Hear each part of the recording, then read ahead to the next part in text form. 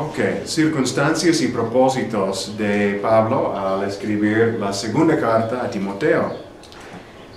El propósito principal de Pablo es de animar a su colega Timoteo, para que Timoteo siga fiel en el ministerio del Evangelio después de la muerte de Pablo. Esta probablemente es la última carta que escribe Pablo. Tito fue escrito antes del segundo de Timoteo, como veremos en un momento. Pero ¿por qué necesitaba Timoteo ser animado por Pablo? Bueno, Pablo le anima porque está en la cárcel y está a punto de ser ejecutado. Pablo quiere fortalecerlo para esta probabilidad, lo menciona en el capítulo 3, versículo 12, y animarlo con su propia confianza antes de su muerte.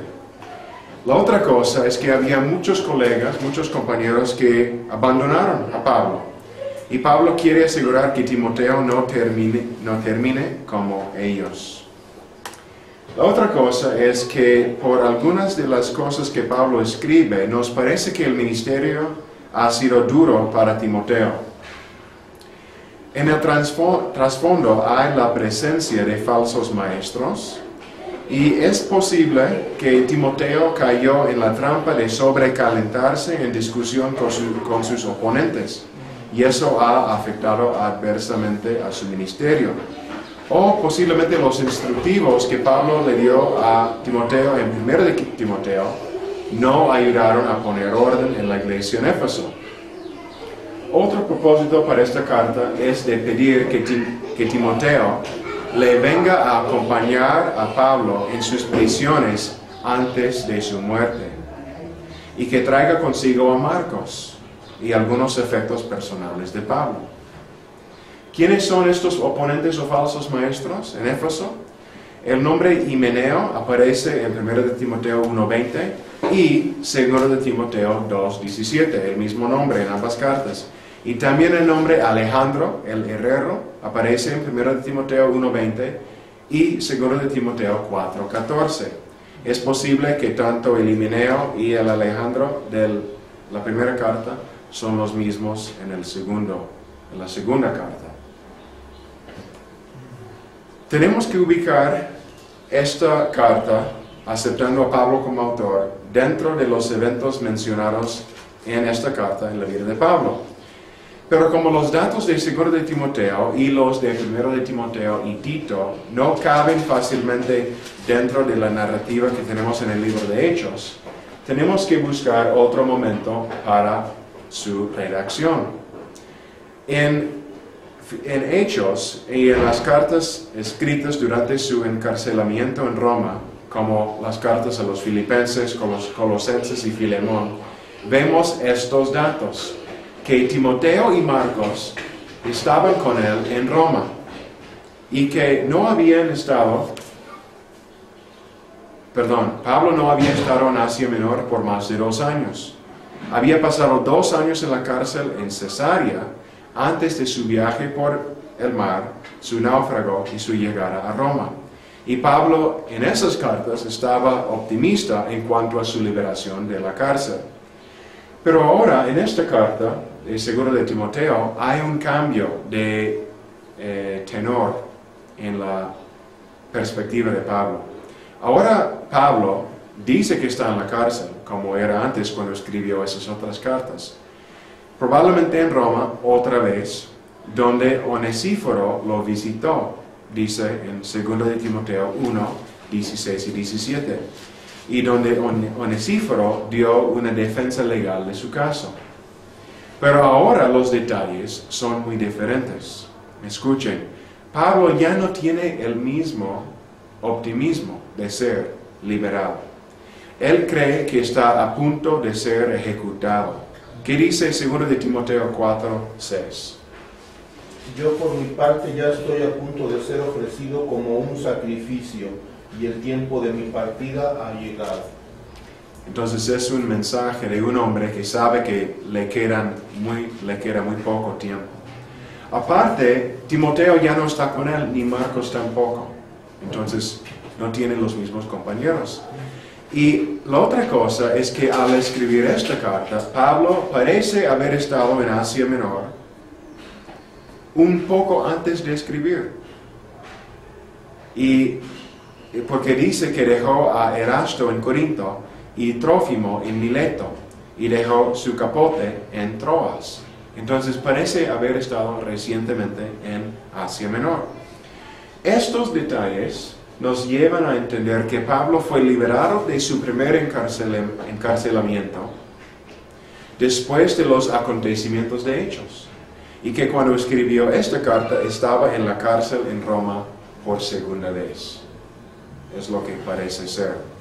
Ahora, si sintetizamos los datos de la tradición de la Iglesia y los datos de las cartas pastorales, llegamos a la conclusión de que Pablo salió de Roma, hizo tal vez un viaje a España y varias visitas en Asia Menor, fue encarcelado nuevamente y fue ejecutado luego, según Eusebio, en el año 66 o el 67. Si fue así, debemos fechar esta carta un año o menos antes de su martirio, en el 66 o el 67. Estamos hablando del 65, más o menos. ¿Sí? ¿Alguna pregunta o duda hasta ahora acerca de las circunstancias, propósitos, fecha y lugar? Por ahí mencionaste una primera cita de lo del herrero. ¿Cuál es? Es...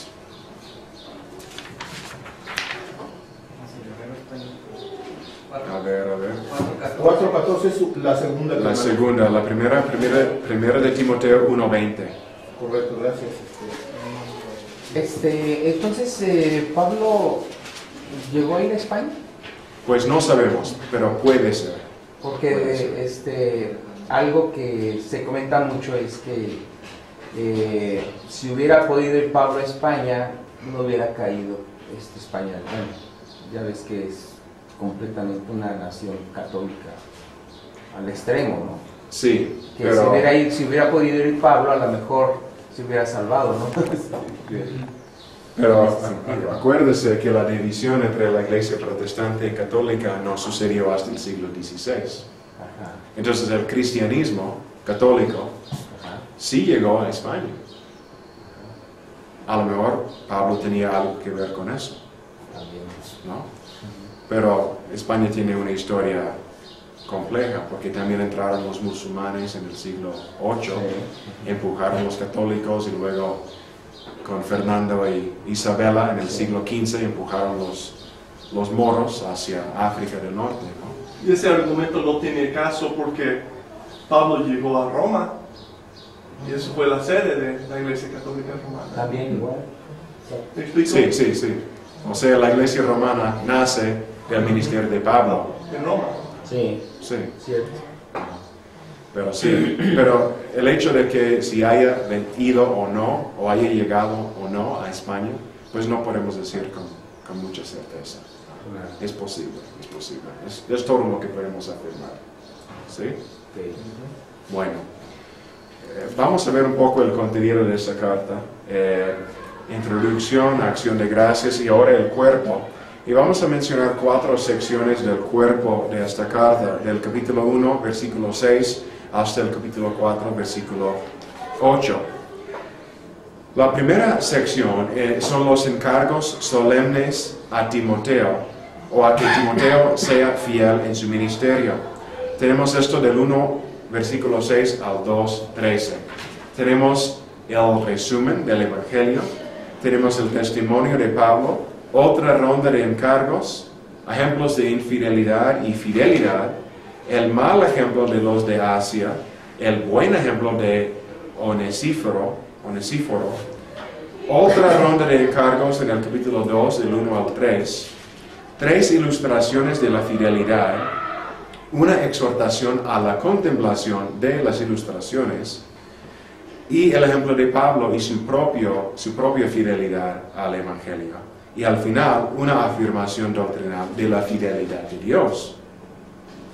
Después de estos encargos solemnes a que Timoteo sea fiel en su ministerio, Pablo da exhortaciones para el contexto del ministerio. en el 2:14 al 26. En esta parte, Pablo exige que Timoteo y los líderes eviten las discusiones inútiles. Menciona esto varias veces, que no deben entrar en argumentos que no son fructíferos, que no tienen caso. Da el mal ejemplo de Himeneo y Fileto y da una afirmación doctrinal que Dios sabe los verdaderos santos. Usa una analogía interesante de los utensilios. Menciona que hay copas de oro y de plata, pero también de barro y de cosas más baratas. Pero toda copa, todo utensilio tiene su uso cuando es dedicado a Dios. Da una exhortación de huir de las pasiones de la juventud y una exhortación de cómo tratar a los oponentes. En la tercera sección del cuerpo de esta carta, Pablo habla de la firmeza necesaria para los días de persecución. Pablo, como él siente perseguido, también avisa o advierte a Timoteo que también pueden llegar días de persecución para él. Menciona una profecía con una descripción de los días postreros, cómo serán, y da su propio ejemplo, el ejemplo de Pablo en medio de la persecución. Él menciona la inevitabilidad de la persecución y la corrupción y otra vez exhorta a que Timoteo se mantenga fiel a las escrituras que ha recibido. Al final de la carta da encargos, los últimos encargos a Timoteo. Él menciona la inminente apostasía, da otro encargo y también menciona su muerte, que también es inminente. Al final de la carta, cuando se despide, cuando da la conclusión, él da la petición que Timoteo venga pronto a Roma a visitarlo, a acompañarlo en la cárcel y que traiga su capote. Da sus saludos finales y repite por segunda vez la petición que Timoteo venga en el capítulo 4, versículo 21. Concluye con un saludo y con una bendición de gracia. Ahora, Timoteo, seguro de Timoteo, fue aceptado en el canón y tenemos esta aceptación casi universal en la iglesia temprana, en la iglesia patrística. Hay ecos, posibles ecos de seguro de Timoteo en 1 de Clemente y aunque no todos de los eruditos están de acuerdo que son ecos de seguro de Timoteo. Tenemos la cita de Policarpo, que vivió en los años 110 al 135. Tenemos mención de la carta por Ireneo y Clemente de Alejandría, escribiendo en la segunda mitad del siglo II. También esta carta se encuentra en el canon de Muratori de la última parte del segundo siglo. Ahora, igual que primero de Timoteo, esta carta fue rechazada por el hereje Marción como no paulina. Sin embargo, Marción rechazaba a muchos libros canónicos. Y en el caso de Seguro de Timoteo, ¿qué dice Seguro de Timoteo 3:16? Toda la escritura es inspirada por Dios y es útil para dar una serie de cosas. Sí. Para enseñar, instruir, redarguir. Y toda la escritura incluye el Antiguo Testamento. Entonces Marción rechazaba el Dios del Antiguo Testamento, rechazaba el Antiguo Testamento. Entonces él hubiera tenido una razón doctrinal para rechazar la carta de Pablo, la segunda carta de Pablo a Timoteo, porque él menciona esta cita, ¿no? De que todas las escrituras son útiles e inspiradas por Dios. Otra cosa, si ustedes estudian el aparato crítico en sus Biblias en griego, muchas veces aparece el papiro 46, simplemente con la designación P46, está ahí muchas veces. Ese papiro fue encontrado por Chester Beatty y era un papiro bastante completo del Nuevo Testamento y lleva mucho peso en el estudio de la crítica de las fuentes de la Escritura. Ese papiro no incluye las cartas pastorales. Pero según estas fuentes de Yarborough, Fee, Harrison, etc., Hendrickson, ese papiro es fragmentario, faltan algunas páginas y tampoco no incluye a Filemón. Entonces hay dos consideraciones que disminuyen la importancia de esta omisión. Uno, es posible que la parte que no tenemos incluye mención de estas cartas, o es posible que el documento, el papiro, solamente hace referencias a las cartas de Pablo a las iglesias y no incluye las cartas a individuos, como son las cartas pastorales. De todos modos, esta carta fue aceptada universalmente hasta el año 1835, cuando Bauer concluyó que las 3 cartas pastorales eran pseudopígrafas. Desde entonces muchos eruditos han rechazado la idea que Pablo escribió esta carta, pero muchos comentaristas conservadores hoy insisten que vienen de la mano de Pablo, como comentamos también al principio de la clase acerca de todas las cartas, incluyendo a 2 de Timoteo. Ahora, el género de 2 de Timoteo es epístola, como es obvio, pero también puede ser identificada como un testamento, porque Pablo está a punto de morir. En caso de que Pablo no tenga oportunidad de ver a Timoteo antes de su muerte, Pablo incluye en su carta 3 elementos interesantes. Él da encargos solemnes a que Timoteo siga en los pasos de Pablo, cumpliendo fielmente su ministerio de proclamar el Evangelio. También da resúmenes del Evangelio y da testimonio de su propia fidelidad en su ministerio al Evangelio. Ahora, una pequeña pausa. ¿Hay alguna pregunta o comentario acerca de esta información de 2 de Timoteo ahora? Yo nomás por curiosidad, ¿hay alguna información en relación al papiro que se menciona? Yo creo que lo más fácil va a ser en internet, simplemente escribir papiro 46 o el nombre de Chester Beatty. Aquí está el nombre, ¿no? Sí. Se sabe que Timoteo era joven. ¿Qué tan joven? Yo no sé. No, yo no sé. sabe, no sé, sí. Algunos, no sé si ustedes hayan estudiado esto o sabrán, pero no sabemos. No sé yo. Muy chavo. No sé. ¿Qué tal? No sé. Okay. Lo que sí sabemos es que él y Pablo han tenido varios años como amigos o como colegas, ¿no? Desde el 48, 51 hasta ahora son 15 años tal vez, ¿no? Desde que se conocieron, ¿no? No sabemos cuántos años tenía Timoteo cuando se conocieron, pero bueno. Ok, algunas notas exegéticas interesantes en este pasaje. ¿Alguien puede leer 2 de Timoteo 1, del 15 al 18, por favor? Ya sabes que todos los de la provincia de Asia me han abandonado, incluso Fígelo y Hermógenes.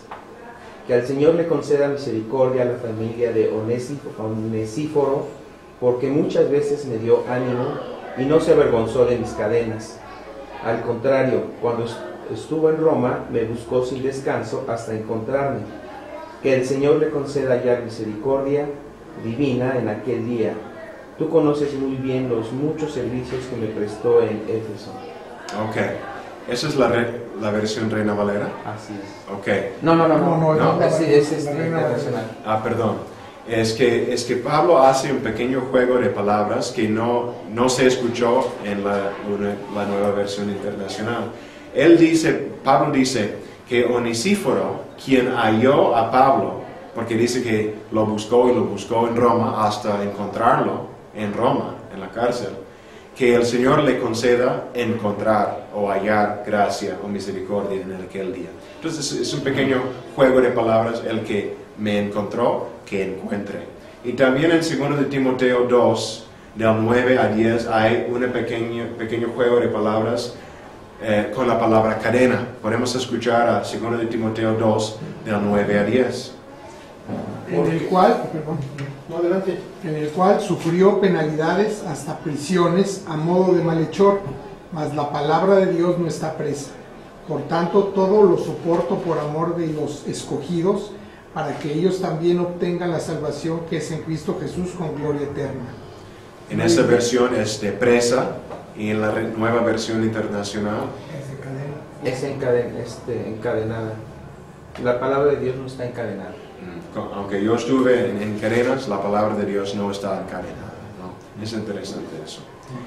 Bueno, ¿cuál es el mensaje de 2 de Timoteo para la iglesia hoy? Tal vez antes de ver esto les doy una chance a ustedes. No sé si aprendieron algo o algo particular les brincó de la página. Algo muy aplicable para la iglesia hoy. Que hay que estar capacitados para enseñar, ¿no? Ajá. 2 de Timoteo 2:2, ¿qué dice? Segundo, dice, lo que me has oído decir en presencia de muchos testigos, encomiéndalo a creyentes dignos de confianza, que a su vez estén capacitados para enseñar a otros. Entonces hay esa cadena, ¿no?, de enseñanza, la cadena apostólica de llevar el mensaje de uno a otro, a otro. Muy bien. ¿Algún otro tema?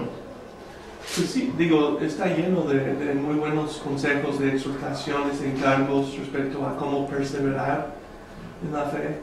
Muy bien, la perseverancia. Perseverancia, digo, siguiendo Pablo pone su propia vida como ejemplo, que es apropiado en este caso, ha perseverado hasta el final, está en el final. Y pero habla de la escritura, de muchas cosas que necesitamos mantener firmes. Y tengo curiosidad de la palabra que usa, pero hay una palabra interesante que significa persistir en, dedicarse a. No estoy seguro en griego que usa esa palabra, pero da ese sabor muchas veces, unas exhortaciones para perseverar de parte de un pastor, pues apóstol, que ha hecho la carrera. Entonces sería muy útil usar como también en discipular, ayudar a otros pastores jóvenes, como se usa en su contexto original. Y eso de las pasiones juveniles, o sea, se puede entender de muchas cosas. Pasiones juveniles a la hora de hablar, a la hora de discutir, a la hora de vivir y todo, ¿no? O sea, ¿qué son esas pasiones, no? Pueden ser pasiones de relaciones o de, no sé, está como muy abierto eso, ¿no? Como que ya sean maduros, ya madura, ¿no? Ya no estés de chavito, ¿no? Sí. Fíjate que ese fue uno de mis versículos favoritos. Sí. Yo me convertí a los 21 años, cuando mira, hasta ya tenía esta hambre de cómo señalaba el versículo de... ¿Cuál versículo? Ese de 2 Timoteo 2:22, huye de las pasiones juveniles y sigue la justicia, la fe, el amor y la paz. Muy bien. Para que con eso limpio invoques al Señor, ¿no? Excelente. O sea, muy bien. Pues 4 cosas que yo apunté, que ya comentamos en parte. El mensaje de salvación es para ser comunicado a otros, ¿no? ¿Quiénes lo comunicarán a otros? Como leímos en 2:2. Hay que evitar las controversias infructíferas. Hay mención de personas, de pleitos, de discusiones, etc. De avisar a la persona una vez, 2 veces y luego apartarte de él y ya no tener nada que ver con esa persona. Habrá muchos momentos difíciles en los últimos días y podemos decir que ahora estamos viviendo en los días postreros, los últimos días, y hay persecución, hay dificultad. Es una etapa que entró en vigor ya durante la vida de Cristo. Y también tenemos el pasaje famoso para la inspiración de la Escritura. Las Escrituras son inspiradas y son útiles. ¿Para qué? Para equiparnos para toda buena obra, como dice 2 de Timoteo 3, 16 y 17. Muy bien, pues vamos a seguir con Tito, porque nos queda poco tiempo. Primero un sinopsis, un resumen de Tito en 3 puntos. 1. Tito es una carta que el apóstol Pablo escribió a su compañero Tito durante un viaje misionero que Pablo realizó después de los acontecimientos en el libro de Hechos, a mediados de los años 60. Tal vez debimos haber estudiado Tito antes o entre 1 de Timoteo y 2, porque Tito fue escrito entre las dos cartas. Entonces estamos tomando ahora un paso atrás en la historia para ver qué tenía en mente Pablo ahora al escribir a Tito. Pablo escribió para instruir a Tito en las cosas que debe enseñar a los creyentes en la iglesia nuevamente formada en Creta, donde lo dejó para ordenar ancianos. Vamos a ver un mapa en un minuto para ver dónde está Creta. Porque Creta tampoco no es mencionado en los viajes misioneros 1, 2 y 3. Pues es mencionado, pero nada más de parada, de escala, ahí rumbo a Roma, cuando era prisionero. Fue antes del náufrago en Malta. Se paró ahí. Bueno, esta carta enfatiza los requisitos otra vez para ser anciano.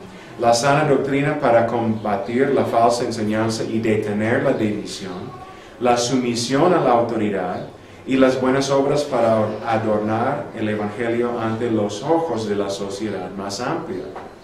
Es un sinopsis, es un resumen de Tito. ¿Quiénes son los destinatarios? Bueno, vamos a ver esto primero.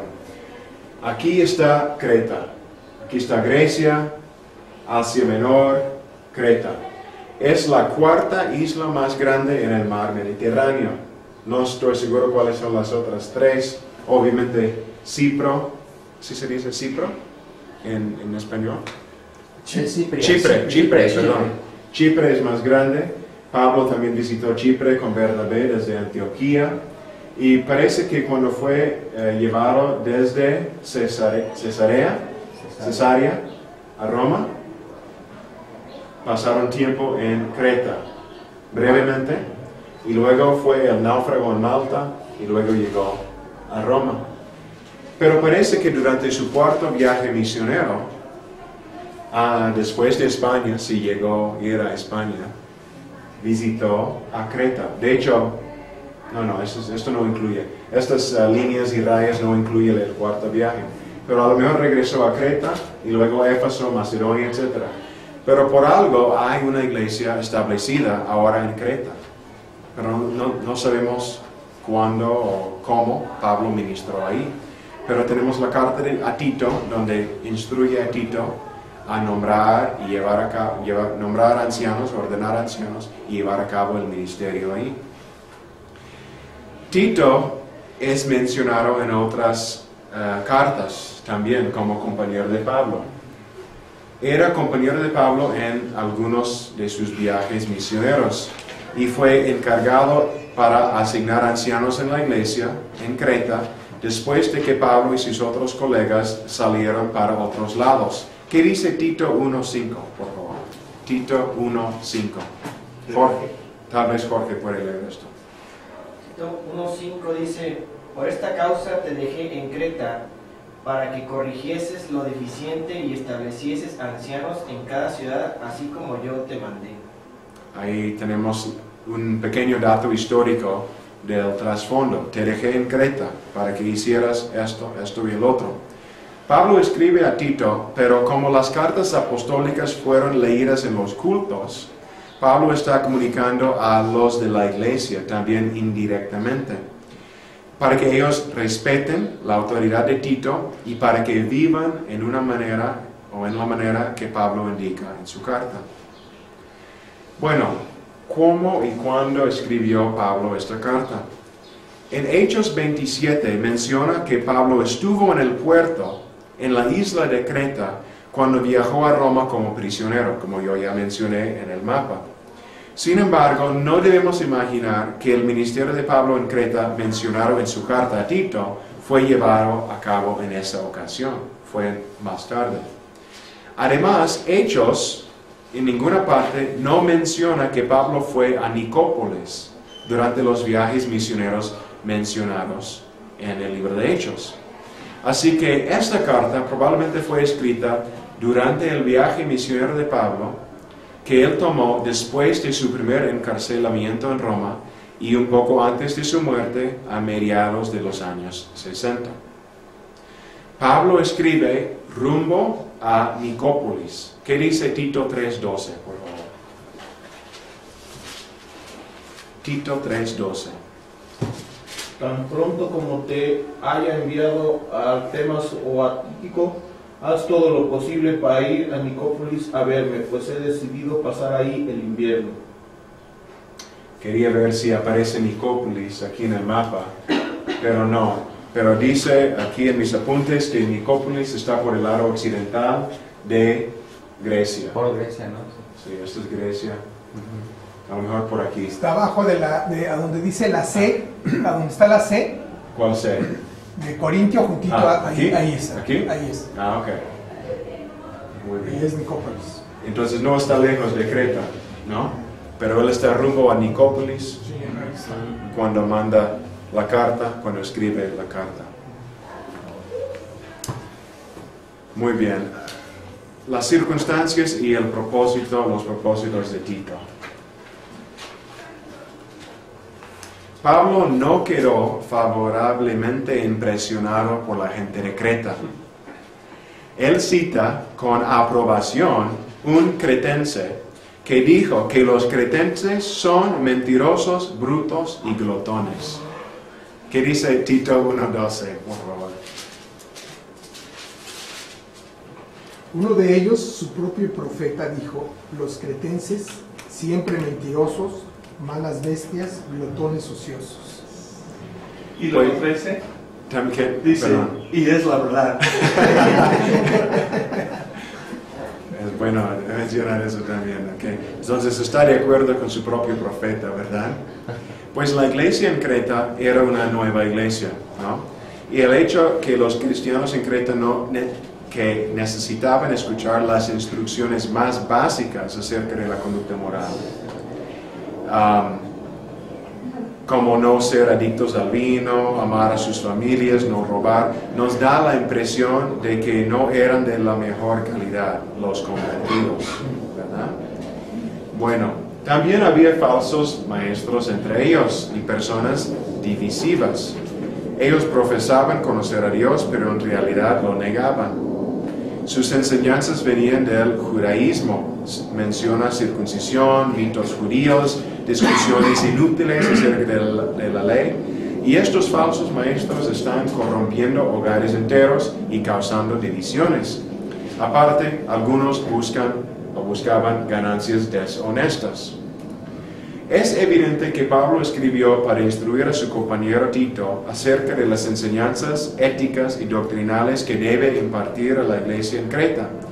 Si la carta fue leída en el culto, entonces otro propósito fue de reforzar la autoridad de Tito en la iglesia. Menciona Gordon Fee en su libro God's Empowering Presence que Tito tiene un carácter menos urgente que 1 de Timoteo. Parece ser una carta profiláctica, preventativa, en cuanto a los falsos maestros y no reactiva a una situación urgente. ¿Algún comentario hasta ahora acerca de Tito antes de seguir? Pues solamente que como dice, a lo que te mandé, o sea, vas ahí a lo que te mandé. No sé cómo era Pablo Directo. ¿no? Eso tienes que hacer, no. Y punto. Sí, está claro, ¿verdad? Bueno, vamos a ver el contenido de Tito un poco. Tenemos la introducción y después él entra en, la necesidad de ancianos para la iglesia en Creta, igual como en Éfeso y en otras partes. Dice, te dejé en Creta para establecer ancianos en la iglesia. Luego menciona cuáles son los requisitos para un anciano y la razón por qué los ancianos son necesarios. Por la presencia de los falsos maestros, es para proteger la iglesia de la sana doctrina. También él da enseñanzas para Tito, para la iglesia en Creta. Dice que debe enseñar la verdad, da enseñanzas para grupos diferentes en la iglesia, para hombres mayores, mujeres, hombres jóvenes, esclavos. Y hay un motivo teológico detrás de las enseñanzas. Dice Pablo que la gracia de Dios nos enseña a rechazar la inmoralidad y vivir piadosamente mientras esperamos la venida de Cristo. da otra exhortación a Tito a que enseñe estas cosas y le exhorta a que recuerde a la iglesia de ser ciudadanos y vecinos ejemplares. También menciona que Dios tuvo la misma consideración para nosotros cuando nos rescató de nuestros pecados. Le recuerda de evitar las discusiones inútiles y da un procedimiento para tratar a los miembros divisivos. A la conclusión de la carta, Pablo apela a que Tito venga pronto también a acompañar a Pablo. Él recomienda o da una recomendación de Zenas y Apolos, los portadores de la carta, y al final él da una exhortación más acerca de las enseñanzas de Tito a la iglesia. Termina con saludos mutuos y una bendición de gracia, como es típico. Ahora, Tito también fue aceptado temprano al canon. Clemente de Roma posiblemente tiene un eco de Tito 3.1, en sus escritos. Tertuliano y Ireneo citan la carta.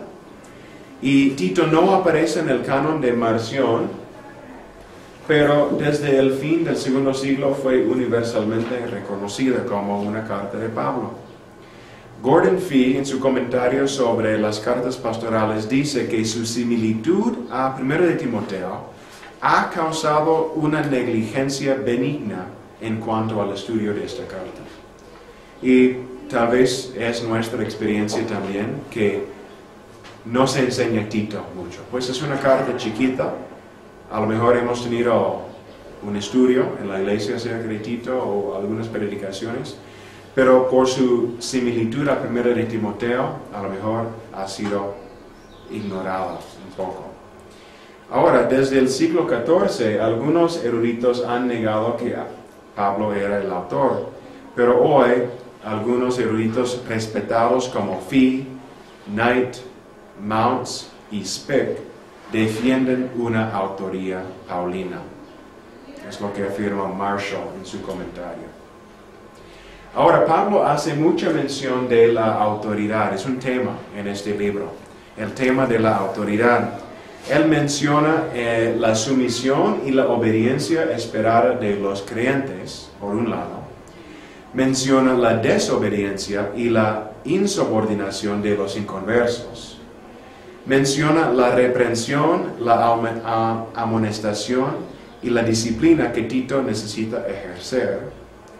Y no debemos olvidarnos que Pablo está ejerciendo autoridad sobre Tito y su iglesia por medio de esta carta, y él espera la sumisión de la iglesia a Tito y a él mismo. Igual como Filipenses, Pablo utiliza muchas figuras literarias en esta pequeña carta. Fíjense, figuras agrícolas, y no voy a darles las citas, pero las van a recibir en los apuntes que voy a mandar. Figuras agrícolas, figuras acerca del agua, figuras anatómicas, quiero mencionar la anatómica. En el 1.12, cuando dice que los cretenses son mentirosos, etcétera, glotones, literalmente la palabra para glotones son estómagos. Los cretenses son como panzas que exigen más comida, es lo que dice Pablo. Figura de animales, porque les llama a los cretenses como bestias. Figuras cosméticas y de decoraciones. Figuras acerca del culto y de los sacrificios. Figuras acerca de la esclavitud. Figuras acerca de la familia. Figuras financieras. Figuras legales y jurídicas. Figuras médicas y acerca de la salud. Figuras acerca del parto. Figuras acerca de la pureza y la contaminación o la corrupción. Son muchas figuras diferentes en esta carta tan pequeña. Quiero mencionar algo un poquito más acerca de Tito 1:12. ¿De dónde viene esta cita del poeta o del profeta cretense? Pablo cita a Epiménides, un famoso filósofo cretense. Gordon Fee, en su comentario, menciona que Pablo intenta citarlo con una de las siguientes posibilidades en mente. 1. Puede ser que Pablo piensa que Epiménides ha hablado proféticamente de forma similar a Caifás en Juan 11, sin la intención de hacerlo. O puede ser que los falsos maestros se creían profetas y que Pablo da el título profeta a Epiménides para usar este título en contra de ellos.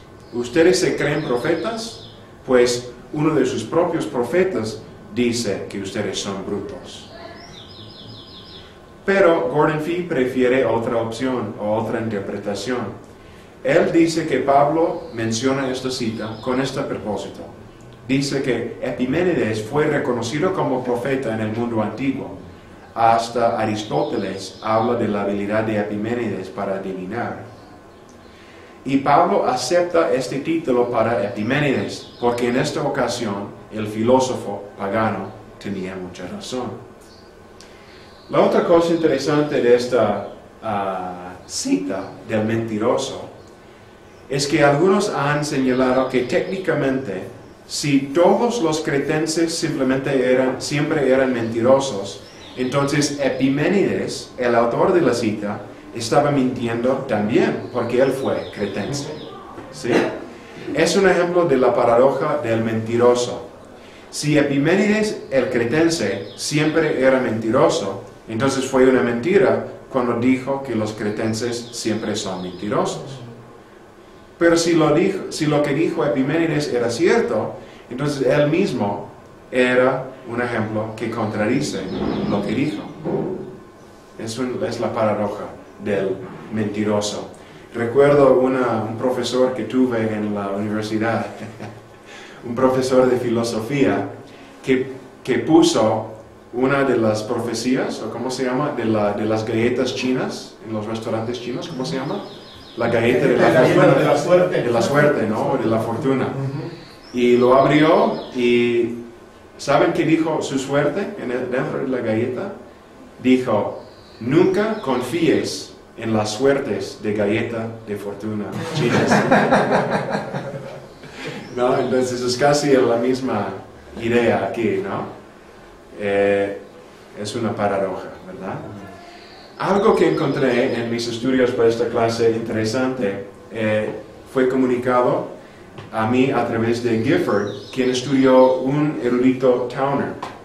Towner explica o nos llama la atención a toda una cadena de textos de Ezequiel 36 y 37 que tienen conceptos que encontramos en Tito 2 y 3. El trasfondo de Ezequiel 36 y 37 se encuentra en versículos como en Éxodo 19 y Deuteronomio 7, donde Dios hizo de Israel un pueblo que era su propia posesión. Así que en el Éxodo y en Sinaí, Dios redimió a los descendientes de Abraham, los limpió con agua, de ellos hizo un pueblo nuevo, la nación de Israel, e hizo un pacto con ellos donde Él sería su Dios y ellos serían su pueblo, y les dio sus mandamientos. Pero después, en la época de los profetas, Israel, y durante toda la historia, violó este pacto repetidamente. Así que Ezequiel, siglos después, profetiza acerca de un tiempo futuro, cuando Dios hará algo nuevo. Cuando Dios hará algo nuevo. Pero este nuevo pacto, del cual leímos en Ezequiel 36, es un nuevo pacto que será mejor al pacto antiguo. Porque Dios pondrá un corazón nuevo y un espíritu nuevo en su pueblo. Y ellos guardarán su ley donde antes y cuando antes no lo hacían. Entonces en Tito 2 y 3, Pablo afirma que en Jesús el Mesías, la profecía de Ezequiel ha sido cumplida. Dios ha hecho una nueva obra de redención, los ha limpiado de sus pecados, de sus iniquidades, ha formado un pueblo nuevo, la iglesia, y ha hecho un nuevo pacto con ellos, y ha puesto su Espíritu Santo en ellos, y ellos tienen celos de hacer su voluntad. Quiero leer rápidamente Tito 2, del 11 al 14, y Tito 3, del 5 al 6. Si alguien, o si dos personas nos hacen el favor de leer esto. En verdad, Dios ha manifestado a toda la humanidad su gracia, la cual trae salvación, y nos enseña a rechazar la impiedad y las pasiones mundanas. Así podremos vivir en este mundo con justicia, piedad y dominio propio, mientras aguardamos la bendita esperanza, es decir, la gloriosa venida de nuestro gran Dios y Salvador Jesucristo. Él se entregó por nosotros para rescatarnos de toda maldad y purificar para sí un pueblo elegido, dedicado a hacer el bien. Ahí está la mención de un pueblo redimido, limpiado con agua y limpiado para servir a Dios. ¿Y qué dice el otro, por favor? Él nos salvó no por nuestras propias obras de justicia, sino por su misericordia. Nos salvó mediante el lavamiento de la regeneración y la renovación por el Espíritu Santo, el cual fue derramado abundantemente sobre nosotros por medio de Jesucristo nuestro Salvador. Es la promesa del Espíritu Santo mencionada por Ezequiel, ¿verdad? Bueno, para terminar, el mensaje para la iglesia hoy que tenemos en Tito. En primer lugar, tenemos otra vez la importancia de los ancianos en la iglesia. También tenemos la mención del rol importante de cada persona, jóvenes, ancianos, hombres y mujeres, en la iglesia. También Pablo da muchos motivos para hacer el bien, y hay que tratar personas que provocan divisiones con mucha sabiduría y firmeza.